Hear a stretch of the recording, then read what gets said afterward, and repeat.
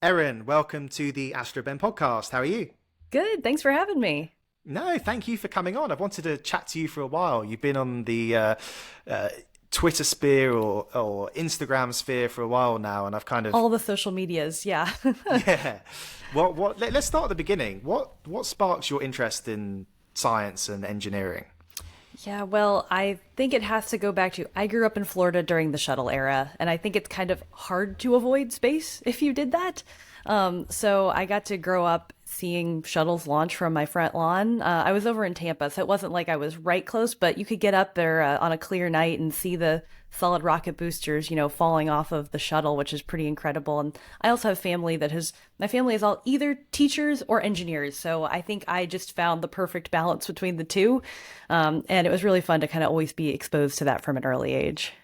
You bet. What was it like seeing the shuttle? Because I remember growing up I actually grew up in Windsor, which is where the royal family live, and that was right under the flight path of Heathrow, the UK's main airport. So I used to hear Concorde fly in, and that was a bit like a scene out of Mary Poppins, where you kind of like hold the picture frames and you know keep Yeah. everything from falling down.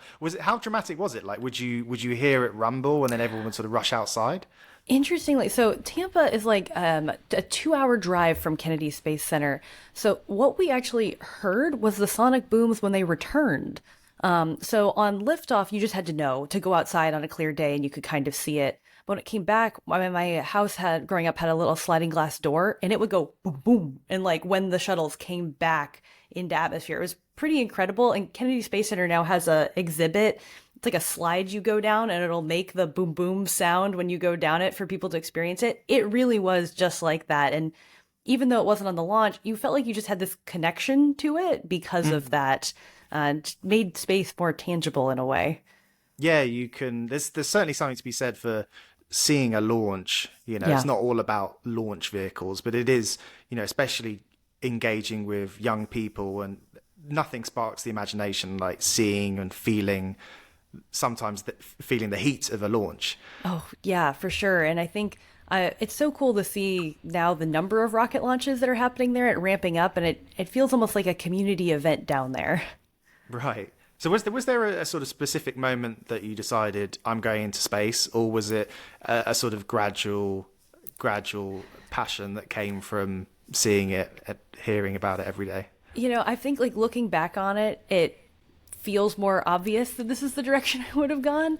But at the time, no, more my passion was honestly with making stuff, which is, I loved just making things in all forms or fashions. And just that ended up leading me to space in a way. I loved, just putting stuff together. I did everything from sewing my Halloween costumes to, making Rube Goldberg machines in my parents' entertainment center. So what I decided to do was go into mechanical engineering. And that was kind of my path that led me down more going to space. But yeah, I didn't have that like dream of having to work at NASA that I think some people do. But I think just being around it, it felt more accessible and not as like something that you couldn't achieve very easily. Mm. And you talk about the dream of working for NASA. What was it like living the dream, or some people's dream of working at NASA? Like it's such a iconic Yeah, American and global company. Probably the one of the best brands in the world. Instantly recognizable, the I meatball, know. the NASA logo. What was Right? it? What was it like? Yeah, I know. For some people work so hard to establish that brand recognition, and NASA just everyone knows it. No, it was really cool. I think the first day driving on to Johnson Space Center, it just feels so special. Like there's so much history there. And even though you're like, one of thousands of people that are there and that have been there, you do feel a little part of history. And it's so cool to walk around there because the buildings do not look like anything special from the outside, but everyone has some cool thing in it now and some history connected to it. So it was important to me to, while I was, although I was working on, in a third floor cubicle a lot of the time, get out of that office and walk around to some of those really beautiful things to keep that inspiration going and meet all of the other people there who also share that passion. I think that's something that's so special about NASA is everyone has this shared mission and this love of science and space. And it just, permeates through everyone that's there. Absolutely. It's sort of reminiscent when I can't remember. Was it JFK that sort of went around and asked the cleaner like what he does at the Space Center, and he was like, I'm helping putting the first person on the Right. moon. It's that kind of, you can't recreate that level of company culture. It's like a truly special Absolutely. place. Yeah, everyone comes there for that reason, and it just unites everyone in that way. So what did you do? Because you had an interesting stint there, and a Yes. particular project to do with the ISS. Tell me about that. Yeah, so I worked at NASA for nearly 4 years. I was a science communication specialist for the International Space Station, which basically means I got to be a storyteller of all the science that was conducted up on the space station. So that was through largely writing in social media and working with the scientists to be able to help them tell their stories because space station's been up there for more than 20 years now. Thousands of experiments have been conducted. And that's a lot of stories to tell. You know, we have hundreds happening every 6 month period when we have crew rotations. So it's telling the stories of the science that has happened, how we've built on that science, the results that are coming out, the new science that's launching, and our plans for the future. So it was a really cool, honestly, I feel like I got a degree in microgravity science of all types by working there. And some days it was stem cell research, some days it was robotics. And it was really cool to be able to jump between all of those and learn about it, talk to the exact experts, and then help translate it for the public. And sometimes that was, writing a tweet. Sometimes it was leading, a multi-year project we did. It was called the Benefits for Humanity Project that was trying to showcase all the ways the research from the past 20 years is helping us back here on Earth. So I love being able to do both of those. Sometimes it's a quick 15-minute tweet. Sometimes it's a 2-year deep dive into all of that. Yeah, wow. It's such a key part of all aspects of space exploration, and is communicating the wider benefits, because Yeah. you're either, we're part of the, I talked about this on the last episode, we're part of the space choir where, it's so obvious what the benefits are, but to a lot of people who Yeah. maybe are struggling, day to day, just paying their rent, the idea of justifying billions of dollars on projects that they Yeah. can't really understand is a difficult one. So, like the ISS, I mean, I'm sure you haven't forgotten all these. What are some of the examples of Yeah. the benefits of stuff that was done on the ISS and that is been done on the ISS that has benefited us back on Earth? Yeah, well, there's so many different types of research. I think the ones that often resonate most are some of the medical benefits. So it's microgravity changes everything when you send it up there, and that allows us to study things in different ways and manufacture things in different ways. Some of the things are more far off, but are important fundamental research right now. Like they are trying to work towards 3D printing organs in microgravity. And recently they successfully 3D printed a knee cartilage up there, which was a big step and brought it back. Obviously this is years away, but it's very cool because on Earth, you need a structure to 3D print organs in, and that makes it difficult to transplant them into people. Up in space, that structure isn't needed because it can float. So the hope is that using actually your own cells, they could 3D print you an organ, which would solve the organ rejection issue that sometimes people have when you're getting something transplanted. But then, everyday stuff. Procter and Gamble did research that they have now applied and put in their recent Febreze products. So there's research into things like it's called colloids, which are particles that float in a fluid. So think like shampoos or milks or toothpaste, that sort of thing. So they studied how particles settle and different forces, and based on that, they can improve shelf lives and things like that of their stuff that's out there. So huge range. We have stuff that's looking back at our planet and helping us study our planet and giving everything from farmers data on how to better water their fields to, observing and helping us study climate change. It's like the topics are endless, and it's honestly very cool to just see the number of places in our lives that it has touched. Oh, it's super cool. And already you've just told me about two examples that I wasn't particularly aware of, knee cartilage 3D printing and, Yeah. products in cleaning products, which is Yeah. crazy. Exactly. The ISS has recently been extended its life to, is it 2030? I think Yeah, 2030. right now 2030. Do you think that will be extended anymore? And what part of the work that you did, do you think that sort of built the business case for extending its life? Yeah, so it really depends on how much the commercial providers or how fast they're able to get their space stations up and running, because they have said they don't want to have a gap in low Earth orbit between when we can do microgravity research up there, because it really is a testing grounds for exploration as well. So it's a crucial tool both for that research on Earth and helping us for like the Artemis program and things like that, testing out stuff. So I think it really depends on that. I think there's a good chance it does get extended a little further, just to make sure that that handoff happens seamlessly. But we'll see. We got like another 7 years till that point. So science moves quickly sometimes in technology development with so many different providers working on that. So we'll see. It obviously requires maintenance and stuff, but it's still going strong up there. There's no reason to take it down yet. And as far as the work that I did, yeah, it was actually very cool. The Benefits for Humanity project that we did, it was also a collaboration between all the international partners of the International Space Station. So I got to work with JAXA, Japan's aerospace organization, ESA in Europe, the CSA, Roscosmos, everyone who's really involved in it. And it got translated into other languages where they're using this book as a way to try to talk to their governments about why extension is important, because they all have to agree to be able to support it going forward. So it was very cool to see that be used as a piece of that advocacy for extending it to 2030. Completely. And it's a great example of with international cooperation, how those big infrastructure projects are possible. And especially in today's age, we can work together, and it's nothing like space to remind us. So you mentioned briefly that your love of sewing previously. So I just wanted to jump onto that really, because I think that's sort of a key part of your bringing the STEM side of things through to the creativity and the art. So tell me about your love of sewing, and then how that might be a part of what you're doing at the moment with your STEAM initiative. Yes. So I grew up with, I didn't sew a ton, but I always, every year, at least sewed my Halloween costume with my mom, which was very fun because it was always something that could catch your interest and was a way for me as a kid to not be like, I don't want to go do that.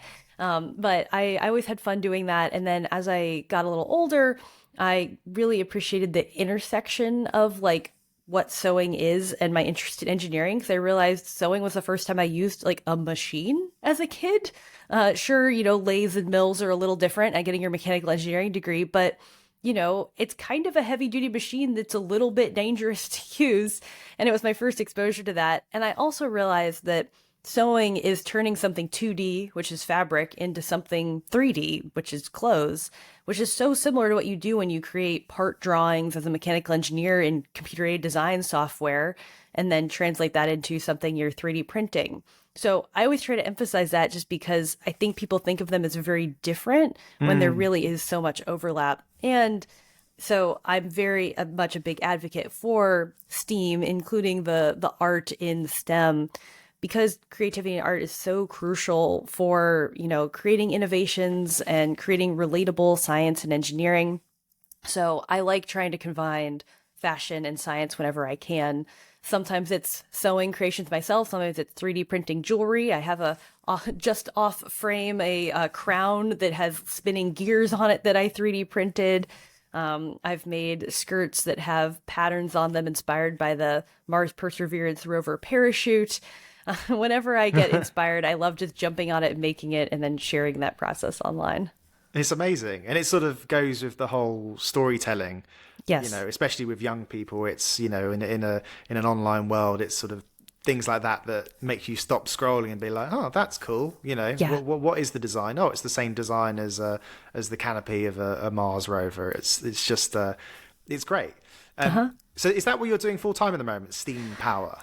Tell me about what you're doing sort of on a day-to-day basis for that. Yeah, so I left NASA back in April just because I've always been doing science communication work on the side, and it'd been growing a lot while I'd been working at NASA, and I decided it was time to take the jump. I really appreciated working at NASA, but I'm someone who likes to work on a bunch of different projects, and so it was a great opportunity to kind of pursue that. So yeah, I started my company, Steam Power Media. And it's a huge combination of things I'm working on. Sometimes I'm working with, space companies still to help them better explain what they do to the general public. Haven't left that behind for sure. But then I'm also working with, museums and outreach organizations, being some more of the face of some of the content. And yeah, sometimes now that I'm doing this, I get to have an idea, go make it, and make content about it too, which is very fun. My big thing that I have coming up too is I'm actually going to be going on a research expedition from December to February out in the middle of the ocean. So I'm going to be on a ship for 2 months, Oh, wow. being a onboard science communication officer for the JOIDES Resolution Expedition 401, which means I'm going to be creating content while I'm out there and doing ship-to-shore broadcasts. So talking with elementary schools and museums and things like that and sharing the science on board. So trying to keep that exploration element in what I'm doing. And as much as I love space, not a lot of people get to go there. So this time I actually get to go to the place where the science is happening, which I am very excited about.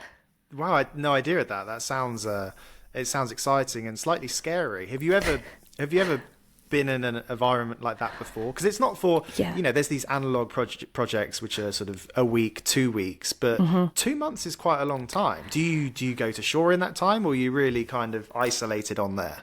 Fully isolated. We do not go to shore once during that time, as long as there's no emergencies. So hopefully not. But yeah, no, we all the supplies for those full 2 months are on ship, including all the food. And yeah, there's a chef that prepares all of that the whole time, and there's thousands of pounds of all of that. So no, I have never done anything like this before. Like I said, I've applied for some analogs, never gotten the chance to do it. So this is my first time to jump on this. But yeah, I'm really excited. I'll take some of those lessons that astronauts share about isolation and dealing with that and teamwork. Luckily, there's a pretty great group of people that's going to be on board with all the scientists who are actually doing the work too. So it's a pretty large crew. It's like a 470-foot ship, and there's going to be about a 30-person science team on board that works in 2 shifts. So I'll be working 12 hours, and I'll have a counterpart that's working the other 12 hours, and so will everyone else. So it's going to be a pretty active environment, even though we're isolated out there.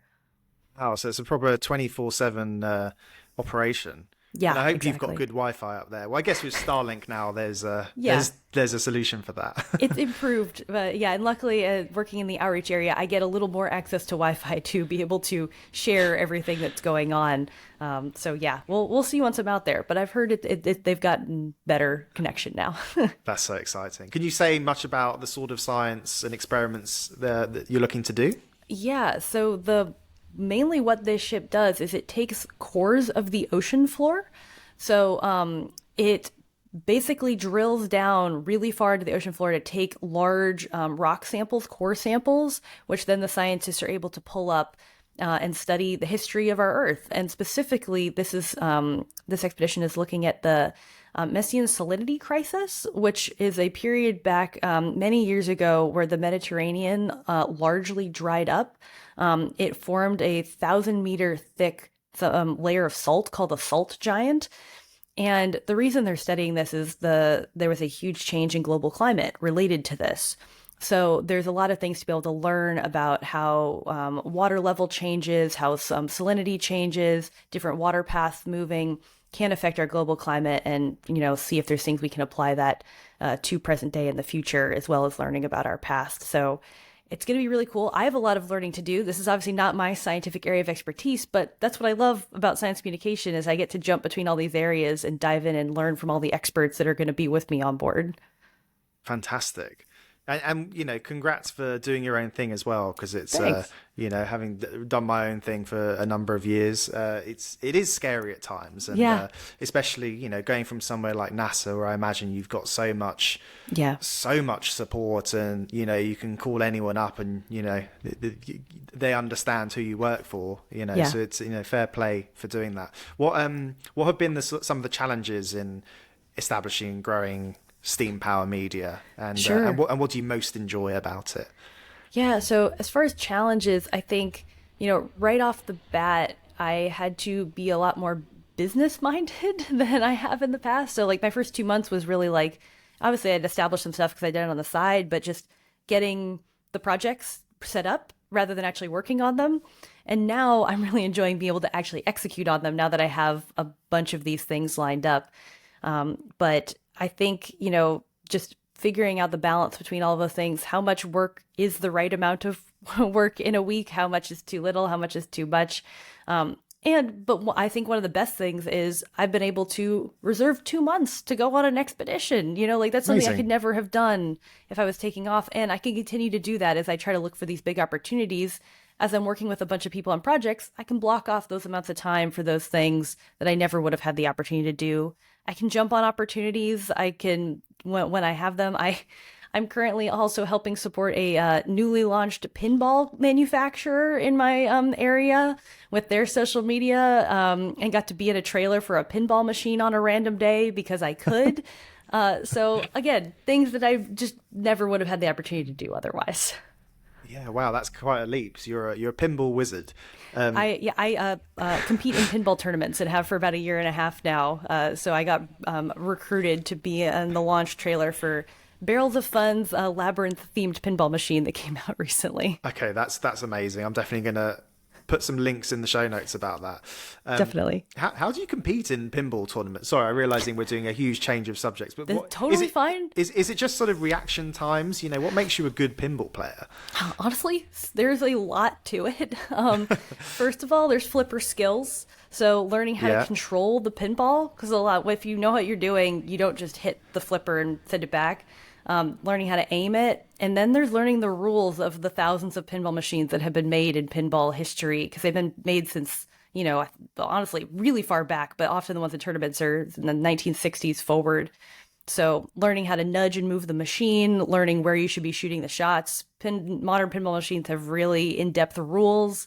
And I'll bring it back to STEM. There's honestly a lot of physics to it, and kind of like knowing how the ball is going to behave based on how you hit it and where you hit it.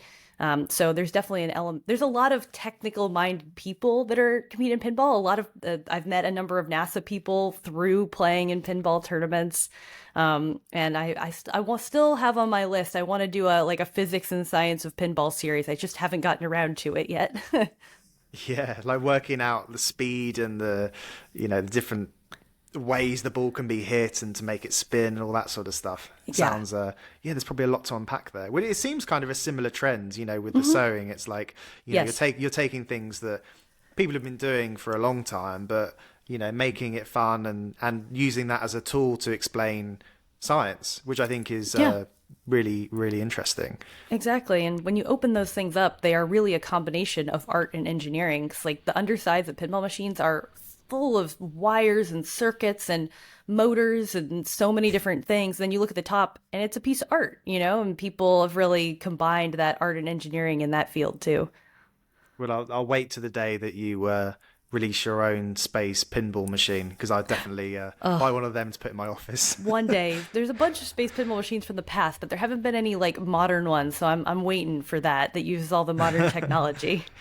Oh, that's awesome. Are there any other sort of activities like that? Any sort of games or hobbies or activities do you think can be sort of spacified and help in the sort of science communication world? Sorry for putting you on the spot a bit there. Let's see. I'm you've touched on my biggest hobbies so far, which are 3D printing, fashion, and pinball, which I know are very weird and diverse. Other things that we could do, though, my other thing is I'm very into F1 and racing. So the engineering side there, would love to see one of those come to Houston and be able to drive through Johnson Space Center. That would be awesome. And then I'm also just a big advocate for getting more space TV shows and coverage of some of the modern space stuff that's happening. I feel like there's so much happening with space now. It's hard for people to keep up, and awareness of the Artemis program and going back to the moon is not as much as I would expect. So I'd love to see more, coverage, and I'm a big advocate for more women hosts for television shows for science and engineering. We have had some great ones, like Emily Calandrelli has hosted a great show for Netflix and things like that, and for exploration outer space, but would love to see more of those on, Discovery and Science and things like that. I completely agree with you. Why do you think there hasn't been as much attention to the Artemis program? Do you think it's just the time it takes, because everyone has such short attention spans, and the attention sometimes goes to companies like SpaceX that are doing things a lot more regularly, and you've got a genius but obviously slightly crazy CEO that the media sort of latch onto and try and talk about the billionaire side of it, which isn't as interesting. But Right. why do you think there hasn't been as much to date global attention about Artemis? I think it's largely due to just competition for attention, not just in space, but with everything now. Like back in the 1960s, there wasn't as many areas for getting your news, and they could follow Life magazine could follow the astronauts, and that was enough to get people hooked, or covering it on the news and things like that. But with social media is fantastic for spreading messages, and I think it's a great way to reach people in the modern Artemis age, but it's also, you're competing with so many other topics and things, even just within space itself. I mean, NASA has so many competing messages that they have to balance because it's all important, right? But like the satellite launching has to be balanced with how early you're going to be promoting Artemis, where are you putting your resources? So it's a balance of trying to promote everything and trying to hone in and focus on one thing. And as someone who worked for the International Space Station program, it wasn't necessarily the number one topic because it's been around for 20 plus years, but your launches with science on board are really important too. So trying to figure out the balance of all of that and the right way to showcase it. And, NASA's still a government organization with limited resources to dedicate to certain things. So you have to rely on some of the outside media and people that are going to want to cover it too. And I do think that once we start launching humans to the moon again, there's going to be a shift in attention with Artemis 2, and then especially with Artemis 3 with actually landing people on the moon. I do think the shift of focus is going to come. I agree. Well, look, it's been great to chat. I was wondering if we can maybe do a sort of quick fire round of questions. Yeah. I haven't really prepped these and I haven't sent them to you. Great. But top of mind, if you could have dinner with someone in the space industry, past or present, who would it be and why? This could be anyone from the space industry. I am a huge fan of Christina Cook, Artemis 2 astronaut. I have met her briefly, but I would love to sit down and talk with her, and not just about space, but about her surfing hobby. That's a good answer. Do you think she might be one of the? Do you think she might be the first female on the moon? She's going to be the first female around the moon. I don't think. I bet they're not going to send her back since she got to go on Artemis 2. We'll see though. That's still a pretty good. Pretty good first. Yeah. What about books? Was there a book or movie that has had a profound impact on your perspective about space or science? I'll say my favorite sci-fi series is The Expanse. I absolutely big fan of both the book series and TV show. As far as nonfiction, though, I will say just recent book. I love the book The Six by Lauren Grush. It's a new book that came out relatively recently about the first 6 female astronauts that were selected for NASA and kind of telling their behind-the-scenes story, which is very cool. Oh, good answer. Yeah, I've got to check that out. And I was nodding enthusiastically with The Expanse. I need to rewatch that actually because I think I blitzed the last series and didn't really take it in. Yeah. If you had the chance to go to any celestial body, where would you go and why? Well, I will say first, I really want to go to the International Space Station. If I got the chance to go to space, I've spent 4 years studying it and seeing it. I've seen it in VR, but I very much want to go there. But but beyond that, I would love the chance to go to Mars. I feel like it's the thing that we've had our eye on as the next step for so long. I would love the chance to be able to go there and really be one of the first people to experience that. As long as I don't have to do a one-way trip, I would be intrigued to go to Mars. And you can get a lot of sewing done on that journey as well. There you go. Yeah, I'll get do some microgravity sewing on the way there. Yeah, you come back with the longest scarf that's ever been made. Oh, yeah. Final question. What's the most exciting breakthrough in STEM that you're currently following, or in space? The most exciting breakthrough in space that you've seen in the last few years, and there's been quite a few of them. I'll just say the increased accessibility of space in general. I think it's so cool that kids are able to build a satellite and send it to space now. Like, that's super cool. And not that it wasn't necessarily fully accessible when I was a kid. It just wasn't at that level of all these programs that are available to be able to get the next generation involved, and for just researchers to have an idea find sponsorship through, the ISS National Lab or NASA or something and send it up there, the more we can get up there, the more research we can have done, the faster we can innovate, the more we can get to the moon and Mars and things like that. So I think that's just pretty incredible. And as far as an actual scientific breakthrough, I'll go back to the 3D bioprinting in space. I think it's just absolutely wild to think about the fact that we could print a human organ in space to bring back and save someone's life. And obviously we're years away from that still, but to see actual meaningful progress and to have a 3D bioprinter on the space station right now that's doing tests of cardiac heart tissue and things like that, that's pretty wild. And I can't wait to see where that goes in 5 to 10 years. It's certainly wild, and it'd be an interesting talking point down the pub or down the bar as well. Say oh, my liver's been to space. That's I know, a little partial astronaut, right? Yeah. Yeah, 10% astronaut. Yeah. Well, look, Erin, it's been great to chat to you. You're definitely an inspiration, and I can't wait to continue to follow your journey. And we'll be keeping an eye on you. Stay safe out there, out on the boats in the middle of nowhere. Thank you. I appreciate it.